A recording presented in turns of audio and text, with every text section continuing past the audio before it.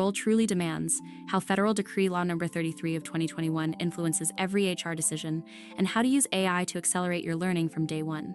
This isn't theory, it's practical, real-world HR mastery. Welcome to the second module of the EvolvedHumans professional learning platform. Let me show what are you going to learn in this module.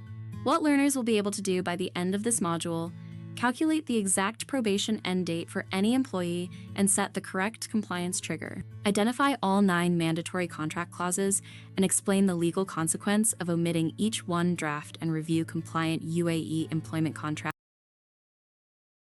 Step 3. Write a UAE-ready MOHRE, a local UAE workforce strategy. By the end of Module 3, you're going to feel completely in control of amortization. You'll know exactly how to calculate your company's compliance, which sector rules apply to you, and how to register Emirati hires on NAFIs without ever missing the 30-day window. Our department.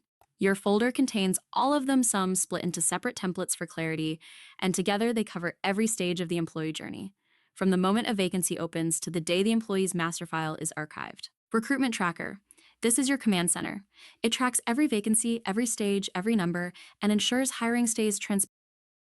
This is also a step where, as an HR, you may have to log into the MOHRE/Tashiel system. Now, please understand, most of the companies in the UAE have a PRO who looks after this part. As an HR coordinator, you give the company PRO the signed offer